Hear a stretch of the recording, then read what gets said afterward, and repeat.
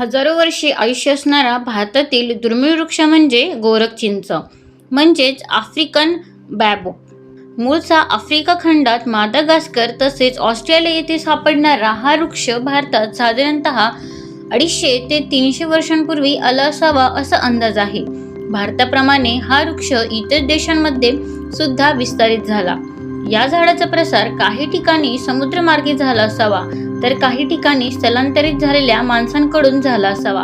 गोरख चिंचेला महाराष्ट्रामध्ये चोर चिंच तर इतर देशांमध्ये मंकी ब्रेड ट्री असे देखील म्हणतात. ह्या प्रकारच्या काही झाडांचा आकार हा उलट्या झाडासारखा म्हणजे मुळांचा संभार वरच्या बाजूला तर खोड खालच्या बाजूला असा दिसत असल्याने ह्या झाडाला काही ठिकाणी इंग्रजीमध्ये अपसाइड डाऊन ट्री असेही म्हणतात. मूळचा आफ्रिकेतील हा महाकाय वृक्ष शेकडो वर्षांपूर्वी भारत भूमीवर आणला गेला.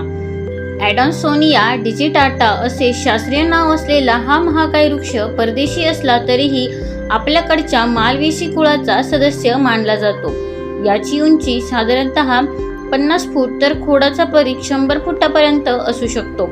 अशा या महाकाय वृक्षाच्या खोडामध्ये हजारो लिटर्स पाणी साठवून ठेवण्याची क्षमता असते आणि हेच ह्या झाडाचे मोठे वैशिष्ट्य आहे. आफ्रिकेतील ओसाड प्रदेशामध्ये स्वतः तग धरून तसेच इतर जीवांच्या सुद्धा उपयोगी हे झाड येते. या वृक्षाच्या खोडातील ढोलीचा उपयोग आफ्रिकेमध्ये राहण्यासाठी सुद्धा केला जातो. या वृक्षाचे आयुष्य 1000 वर्षांपर्यंत किंवा त्यापेक्षाही जास्त असू शकते. या वृक्षाची फुले 5 पाकळ्यांची असून लांब देठ असते व ही फुले रात्री फुलतात. यांचा मंद सुवास परिसरात दरवळतो. फुले गळून गेल्यावर याला बाटलीच्या आकाराची साधारणतः 1 फूट लांबीची फळे येतात.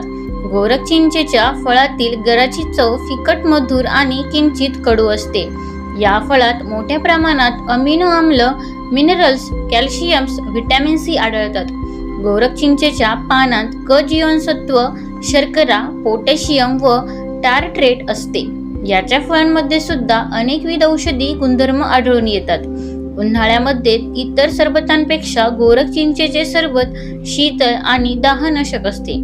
या वृक्षाचे लाकूड मऊ पण टिकाऊ असल्यामुळे याचा उपयोग सुद्धा बऱ्याच ठिकाणी केला जातो. ह्या झाडाच्या जवळजवळ सर्वच भागांचा उपयोग माणसांकडून केला जातो. बाओबाबच्या 9 जाती अस्तित्वात असून जगभर नेल्या गेल्या आहेत. भारतामध्ये याच्या काही जाती आढळतात. अलिबाग आणि परिसरामध्ये काही ठिकाणी हे वृक्ष आजही दिसून येतात. चौल येथील भोवाळी येथे डोंगरावरील श्री दत्त मंदिराकडे जाण्याच्या मार्गावर गोरख चिंच दिसून येतो.